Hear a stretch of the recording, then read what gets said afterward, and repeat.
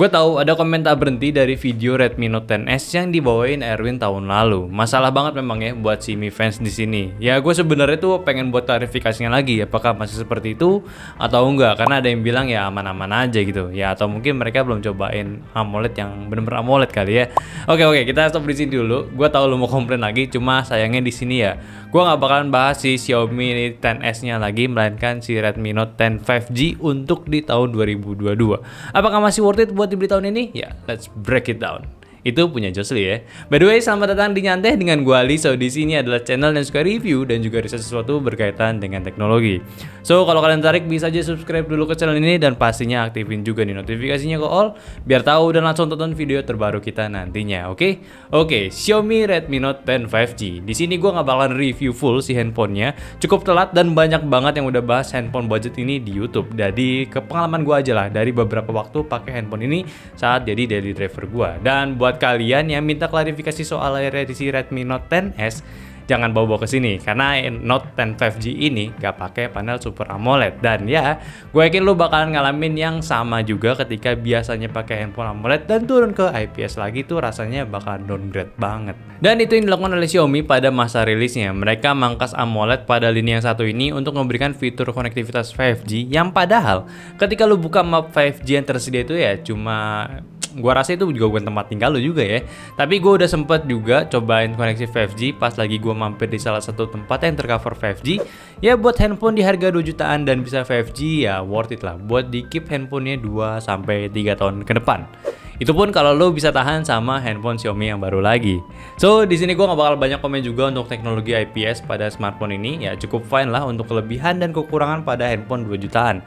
Tapi jujur, gue jadi ngalamin kesulitan karena gue baru tahu grading di video gue itu kelihatan banget washout-nya pas nontonnya di Xiaomi ini. Kalau di handphone kalian itu ya kayak begitu juga nggak sih? Coba aja komen di bawah. Soalnya kalau gue banding ini di handphone AMOLED lainnya, walaupun tone warnanya beda masih bisa dinikmatin cuy. Tapi ya untuk di Xiaomi ini cuma washout aja loh. Ini sekedar ngingetin lagi ya. Ini karakter IPS gitu lah. Nggak separah Note 10S yang warnanya itu jadi kacrut banget. Lanjut ke topik utama, apakah handphone ini masih worth buat dipakai di tahun 2022 ini?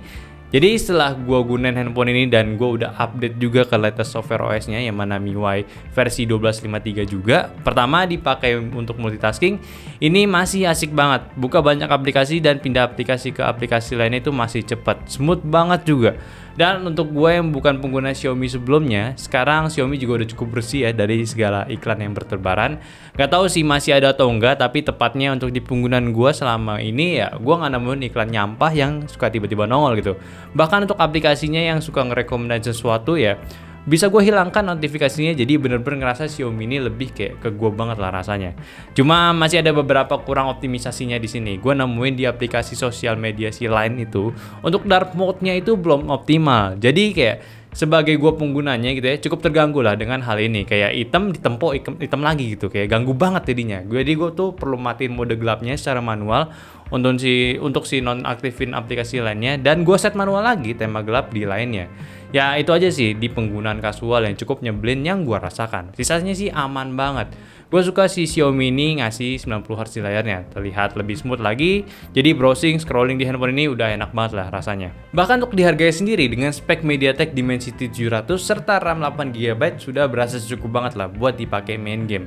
Gue udah tes beberapa gaming di sini, ya smooth gameplay lah yang gue dapat. Pertama gue main Mobile Legends, dapat FPS 60 rata di settingan refresh rate ultra dan grafis ultra HD mode. Aman banget lah, nggak ada penurunan FPS saat bermain game. Selanjutnya game Pokemon Unite lancar banget, gue set di settingan highest grafisnya dan high frame rate juga dapat lancar di 60 fps tanpa penurunan fps juga. Selanjutnya di game Code Mobile settingan cuma dapat di medium aja dan frame rate high-nya bisa dapat di 60 fps, ya cukup lancar lah. Lalu untuk game PUBG Mobile settingannya yang teraman itu bisa dapat di balance ultra, fps-nya bisa dapat sekitar 40 fps lah, dan untuk gyroscope sendiri juga berfungsi dengan aman. Wild Rift aman juga, bisa set di performance-nya di 60 fps rata, yang bisa dikatakan untuk game-game e-sport ya saat ini di handphone Note 10 5G udah aman banget. Dan bahkan untuk Genshin Impact pun yang sayangnya gua nggak tes di handphone ini secara langsung, masih playable juga loh di settingan mediumnya.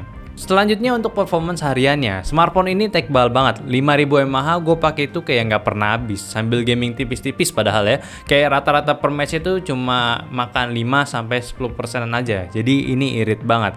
Tapi ya namanya juga kan handphone murah ya, masih belum dapat fitur fast chargernya nih. Masih pengecasan 18 watt aja yang kalau di charge makan waktu 1,5 jam lah dari habisnya. Ya dikasih baterai tebal aja udah alhamdulillah banget lah, dan udah pakai Type-C juga lagi, jadi nggak rewel nantinya. Terus kalau soal kamera buat handphone tahun ini masih oke lah. 3 setup kamera belakang yang utamanya 48 megapiksel, 2 megapiksel makro dan depth-nya. Yang sebenarnya sih yang kepake kamera utamanya aja, sisanya sih agak gimmicky aja. Tapi untuk 48 megapikselnya oke loh untuk di harganya. Serius, nggak bohong nih ya. Nanti kita cek sendiri, tapi gue mau bahas yang satu ini. Aplikasi kameranya itu kayak nggak bagus, kayak kurang banget. Kayak banyak di beberapa kondisi untuk viewfindernya, atau pas kita lagi mau foto-foto lihat ke handphonenya, ke bagian sininya ya, itu nggak kasih preview yang bagus. Beberapa kondisi ngilangin detailnya dulu, bahkan ada satu momen gue foto objek keyboard gue yang harusnya itu ada warna pinknya, jadi kayak kerasa keabu-abuan lah untuk warna pinknya. Untungnya pas sudah masuk ke processing dan hasilnya itu ya bagus, tapi tetap lah gue sebel gitu. Masa ya lu mau cek gambarnya bagus atau enggak, masa harus selalu lihat dari foto jadinya dulu.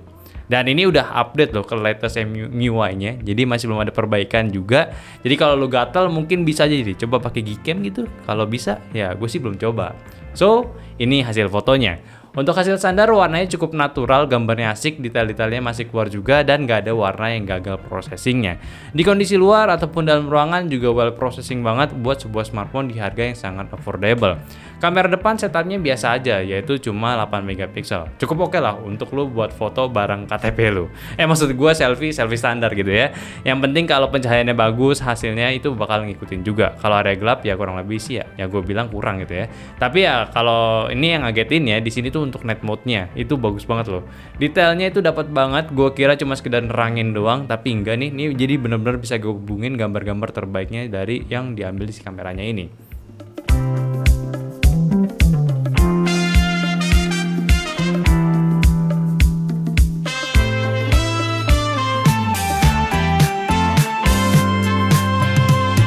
So ini perekaman Full HD.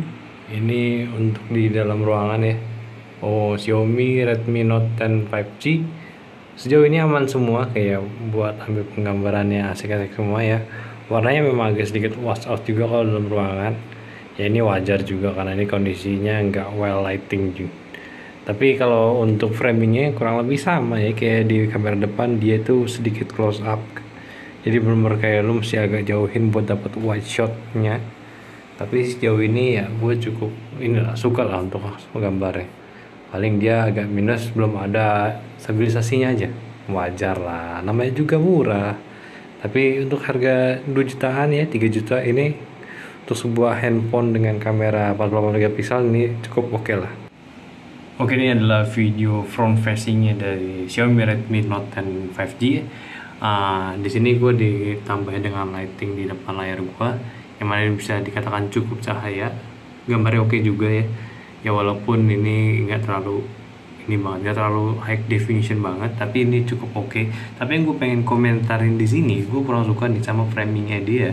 Dia itu terlalu ngambil gambar ya, terlalu close up gitu ya. Mana ini gue jaraknya yang normal aja, kayak muka gue langsung ditempok banget full ke layarnya. Jadi kalau misalnya gue mau ambil proporsionalnya yang lebih enak gitu ya, gue mesti manjangin tangan gue belum berpanjang full length kayak gini biar mendapatkan posisi yang lebih asik. Dan itu juga bakal berdampak kalau misalnya gue lagi kayak mau bikin video-video bareng teman-teman gue gitu. Mungkin kalian juga bakal seperti itu juga, tapi ya kalian bisa komentar aja untuk kamera depannya seperti apa. So untuk 2022, sebuah handphone murah dari Xiaomi Redmi Note 10 5G yang tahun lalu ini adalah kembaran dari Poco M3 Pro kalau nggak salah. Ya adalah handphone yang masih worth it lah, apalagi kalau lu ngincernya dipakai buat main game. Udah bagus banget, dikasih MediaTek Dimensity 700 yang performa gamingnya asik banget. Gak mengecewakan walaupun ada beberapa settingan yang gak bisa dimaksimalin, tapi setidaknya masih bisa memberikan gameplay yang smooth, gak nanggung-nanggung. Lu bisa ngabisin waktu lu di handphone ini. Yang tadi buat dipakai main game jelas banget asiknya, dapat gaming lancar semua, foto-fotonya cukup oke untuk di harganya, dan ketahanan baterainya bisa diacungi jempol seharian, irit banget. Yang mungkin bisa juga nih untuk kalian yang terus-menerus pakai handphone saat kerjanya, dari yang kantoran atau yang turun ke jalan kayak abang ojek online atau abang kurir, bisa banget nih handlein si handphonenya ini. 3 jutaan harusnya sih nggak ngeberatin banget, tapi fungsinya yang kalian butuhin itu dapat semua. Dan kalau kita lihat nih, untuk penantang handphone ini di harga yang kurang lebih sama, gua rasa pesaing beratnya itu ya untuk di bagian performa ya paling ya sama handphone yang pakai Snapdragon kayak Poco X3 Pro yang pakai si Snapdragon 860. Lumayan berat tuh ya. Tapi selain itu ya kalau pesaingnya kayak pakai MediaTek Helio G95 atau G96, gua rasa handphone ini masih menang lah. Paling yang ngeri-ngeri dikit itu ya kalau pakai spek yang sama sih di Dimensity 700, tapi nawarin fitur lainnya yang lebih menarik ya fast charge atau mungkin sama kamera yang lebih baik. Cuma sejauh ini kalau lu cuma ngincar gaming doang dan baterai besar, Xiaomi Redmi Note 10 5G oke banget sih. Dan walaupun juga handphone ini belum mendapatkan AMOLED panel, sama kalau gue liat AMOLED di kelasnya kayak waktu itu Erwin bahas ya, yang masih kurang. Gua rasa kalian nggak perlu bahagia ya. Maksud gua rasa kalian perlu bahagia. Sorry nih salah ngomong ya. Panel IPS di sini masih menawarkan kualitas IPS yang baik. Lu nonton video nggak ada over clarity atau semacamnya, cuma standar IPS aja yang nggak se-vivid AMOLED dan masih bisa diterima juga. Jadi nilai plus tersendiri nih buat si handphone ya. Apalagi kalau lu handphonenya kalian sebelumnya masih belum AMOLED, pilih ini buat more performance ya. Bukan suatu kesalahan cuy, keuntungan. Jadi ya seperti itu aja lah. Kalau kalian mau beli silahkan beli aja. Masih worth buat di tahun ini dengan harga yang masih murah. Mumpung belum rilis juga nih seri baru si Xiaomi lainnya. Jadi ya tunggu apa lagi? Belinya tinggal cek aja di deskripsi, oke? Dan mungkin juga kalau kalian udah ada yang punya nih, kira-kira ada pendapat nggak sih sama pengalaman pakai si smartphone ini? Ada yang kecewa kah? Coba aja komen di bawah ya. Oke, mungkin itu aja dulu pembahasan gua dari Xiaomi Redmi Note 10 5G. Bukan pembahasan full ya, melainkan beberapa pengalaman gua yang mau gua share tentang si handphonenya ini. So, semoga bisa memberikan pencerahan buat kalian yang memang lagi kepo sama smartphone murah yang satu ini. Sekali lagi, komen pendapatnya juga kalau kalian pengen gitu ya. Dan seperti biasa, share videonya ini ke teman-teman kalian yang lagi butuh racun handphone gaming murah. Dan yang terpenting juga, aktifin notifikasinya dulu, sama follow juga sosial media kita di Instagram Nyandote, dan follow IG pribadi gue di Alien WTS juga. Dan join Discord kita juga yang linknya di deskripsi. So, sampai jumpa di video nyantai selanjutnya. Bye-bye.